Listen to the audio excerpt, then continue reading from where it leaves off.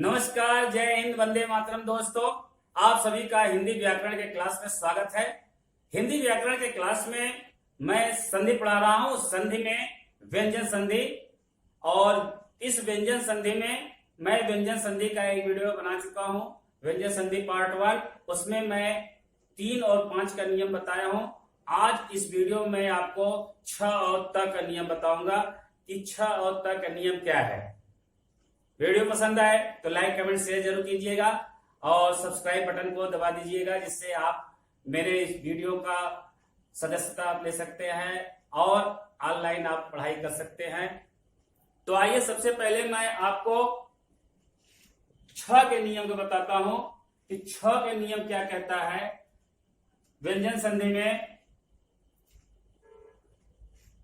और व्यंजन संधि पढ़ाने से पहले मैं आपको पहले ही बता दिया व्यंजन संधि किसे कहते हैं। जब स्वर या व्यंजन हो या व्यंजन व्यंजन हो, जब इसका मिलन होता है और उसे जो विकार उत्पन्न होता है, कोई परिवर्तन होता है, उसी को हम व्यंजन संधि कहते हैं।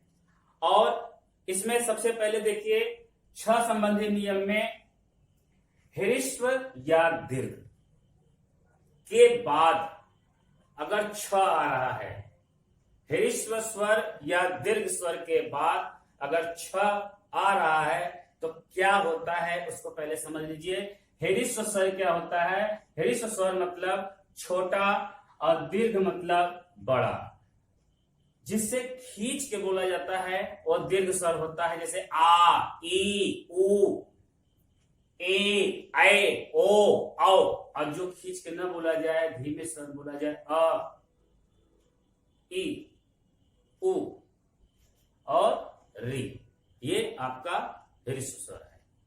तो 6 का नियम है कि किसी स्वर के बाद अगर 6 आता है, 6 आता है, तो उसमें क्या होता है कि उसका जो 6 का बड़ा भाई च है।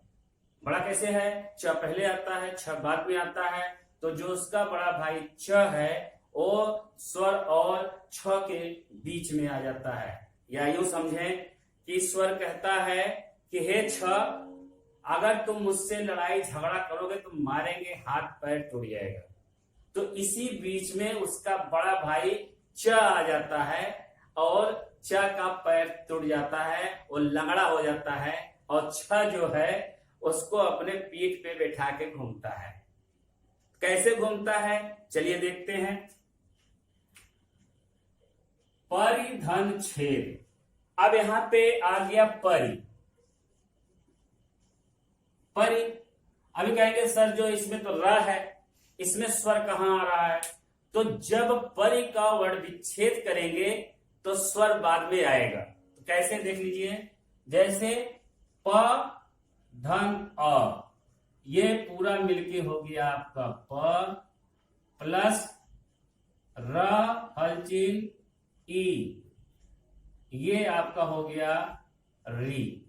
तो इसमें देखिए लास्ट में ये आपका अंत में स्वर आ रहा है नहीं, इस स्वर का जो है इस 6 के साथ मिलन हो रहा है, तो बीच में आपका च आएगा। तो स्वर कहता है कि मेरे इस परिवार से हे 6, मेरे इस परिवार से अगर टकराओगे तो मारूंगा, हाथ पैर टूट जाएगा। लेकिन 6 का बड़ा भाई च आ जाता है बीच में, उसका पैर टूट जाता है और 6 उसको पीठ पे लेके घूमता है।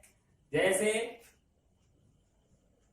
परि तो हो गया, लेकिन ये स्वर से टकराया तो इसका बड़ा भाई बीच में आ गया, तो इसका पैर तोड़ दिया गया, ये अपनी पीठ पे लेके घूम रहा है। तो ये आपका छेद, ये परि, अब बीच में आधा च आ गया, परिच्छेद। तो इसमें कुछ नहीं है, जब स्वर के साथ छ आएगा, स्वर ह्रस्व स्वर या दीर्घ स्वर के बाद अगर छ आएगा तो आपका च छ, आधा च आ जाएगा बीच में। स्वाधन छंद। तो स्वाधन छंद का अगर हम वर्ण विच्छेद करेंगे, स हलचिन प्लस व हलचिन प्लस अ, तो ये आपका स्वर आया, स्वर के साथ फिर छ टकरा गया, तो उसका बड़ा भाई बीच में आया, बीच बचाव के लिए। तो वही मार खाया, उसका पैर टूट गया। किसका? च का। तो हो गया स्वच्छंद। अनुच्छेद। अनु में क्या है? अनु, इसमें भी आप देख लीजिए स्वर कैसे निकलता है। ये आ हो गया आपका स्वर, इसका आप जो है विच्छेद नहीं कर सकते, स्वर का विच्छेद नहीं होता। ये न हल चिन्ह उ, तो ये आपका स्वर आ गया, स्वर से छ फिर टकरा गया, उसका बीच में फिर भाई आ गया, बड़ा भाई च, तो फिर उसका पैर टूट गया और वो अपने जो है छ अपने पीठ पे बैठा के क्या कहे, इलाज के लिए ले जा रहा है। छ अपने बड़े भाई को पीठ पे बैठा, क्योंकि उसका पैर टूट गया। किससे टकराया था? स्वर से। आधन छादन, तो ये आपका स्वर है, दीर्घ स्वर है, तो इसमें भी क्या होगा? च आएगा, आच्छादन। धन छाया, इसमें आपका क्या है? री है, री स्वर है, तो री स्वर के साथ फिर छ जो है लड़ाई झगड़ा कर रहा है, तो फिर उसका बड़ा भाई बीच में आएगा, तो उसका जो है पैर तोड़ दिया जाएगा और छ उसको पीठ पे बैठा लेगा। तो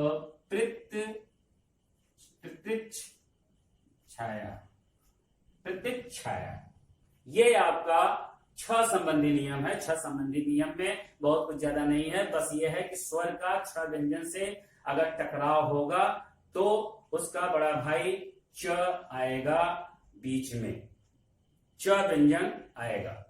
ये आपका हो गया छ संबंधी नियम। अब मैं आपको त संबंधी नियम बता रहा हूं।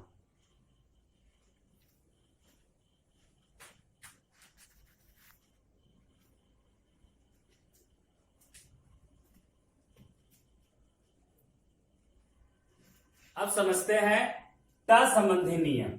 त संबंधी नियम में क्या है कि त व्यंजन के बाद अगर कोई व्यंजन च छ, ज झ, ट ठ, ड ढ और ल आता है, या त व्यंजन के बाद श और ह आता है, तो क्या परिवर्तन होता है उसको हम बड़े ध्यान से देखेंगे कैसे परिवर्तन होता है। तो जैसे त व्यंजन के बाद अगर कोई च छ, च व्यंजन या छ व्यंजन आता है, तो ये च छ, छ का बड़ा भाई च है, तो हमेशा बड़ा भाई आगे आएगा, तो ये च में बदल जाएगा, त जो है च में बदल जाएगा, त च में बदल जाएगा। अगर त के बाद ज या झ आता है, तो झ का बड़ा भाई कौन? ज, तो ज त जो है ज में बदल जाएगा। त के व्यंजन के बाद अगर ट और थ इन दोनों में से कोई आता है, तो कौन बड़ा? ट बड़ा, ट पहले आता है, ट बड़ा, तो ये ट में बदल जाएगा। कौन? त जो है ट में बदल जाएगा। अगर ड या ढ आता है त के बाद, तो ड ढ, ड बड़ा, तो ये ड में बदल जाएगा। कौन? त, ड में बदल जाएगा। अब त के बाद अगर ल आता है, तो ये ल में बदल जाएगा। यही सिर्फ करना है, इसमें और कुछ करना नहीं है। त त त देखिए, त संबंधी नियम, इसलिए सब त त त त त त आया है। और इधर आपका जो है च छ, ज झ, ट ठ और ड ढ ल, इसमें क्या करना है हम बता दिए। अब एक चीज और समझ लीजिए, त के बाद अगर श और ह आता है, तो त जो है च में बदल जाता है और श छ में बदल जाता है। च के साथ छ हमेशा लगा रहता है। श के बाद क्या होता है? त च में बदल जाता है और आपका श छ में बदल जाता है।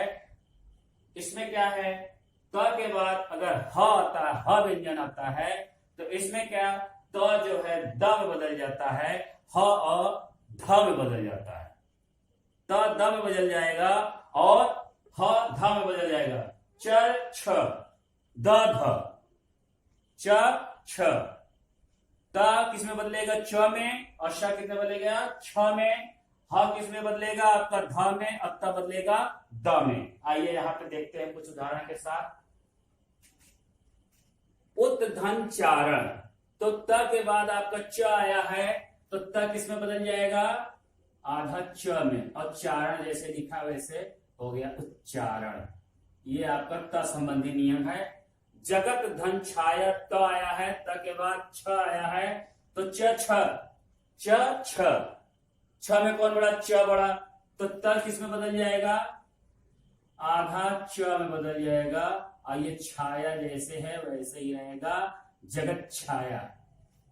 सत धन जन, सत धन जन, त किस में बदलेगा? तो यहां देखिए क्या आया है? ज झ, तो ज क्या है? बड़ा भाई है झ का, तो ज में बदलेगा, तो त जो है आधा ज में बदल जाएगा, तो हो जाएगा सज्जन। सत धन टीका, तो त के बाद आया है त के बाद थ है, तो थ का बड़ा भाई त है, तो त किस में बदलेगा? बड़ा में बदलेगा, हमेशा बदलेगा, तो त जो है आधा ट हो जाएगा, तो तट्टिका। ऐसे भी लिख सकते हैं, तट्टिका, ऐसे भी लिख सकते हैं, ये भी तट्टिका है, ये भी तट्टिका है। उत्धन डयन, तो त किस में बदलेगा? ड ढ, तो ड ढ में ड बड़ा, इसलिए त जो है ड में बदल जाएगा, उड्डयन। उड्डयन। उत्धन लास, तो ल आया, तो ल किस में बदले? ल जो है ये त जो है ल में बदलेगा, आधा ल में, तो हो जाएगा उल्लास। समझ में आ रहा होगा? क्या बताएं? त के बाद अगर च छ आ रहा है, तो च में बदलेगा त जो है च में परिवर्तित हो जाएगा, विकार उत्पन्न हो रहा है, इसलिए व्यंजन संधि है। ज झ, त के बाद अगर ज या छ आता है, तो ज में बदलेगा, आधे ज में। त के बाद अगर ट ठ आ रहा है, तो ट में बदलेगा, कौन? त में बदल जाएगा। इस तरह से आप देखिए उत्शिष्ट, तो उत्शिष्ट जब त का श से संपर्क होता है, तो च में बदल जाता है क्या? त, तो ये आधा च में बदल जाएगा, और श जो है क्या बदल जाएगा? छ में बदल जाएगा। और यहां से मात्रा ले लेंगे उच्छिष्ट, ये पूरा श है इसलिए पूरा छ रहेगा आपका, और आधा श होता है तो आधा छ होता है। उच्छिष्ट। उत्श्वास, यहां श आया है, तो त किस में बदल जाएगा? च में बदल जाएगा, तो उत और श कितने बदल जाएगा? छ में बदल जाएगा, आधा है, तो ये आपका आधा व्यंजन हो गया। उच्छ्वास। उच्छ्वास। उत्धन आर, एक ह वाला समझ लीजिए, उत्धन हार, त के बाद ह आया है, तो त किस में बदलेगा? द में बदलेगा, त किस में बदलेगा?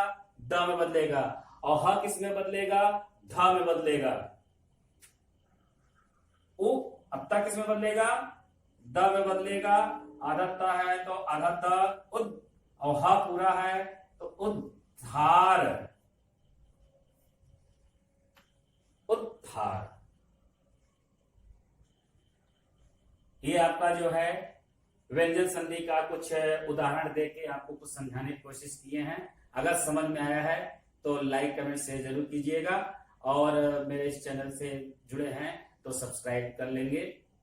जो नए जुड़े हैं सब्सक्राइब कर लेंगे, जो सब्सक्राइब किए हैं कोई बात नहीं, वो अपना पढ़ ही रहे हैं। धन्यवाद।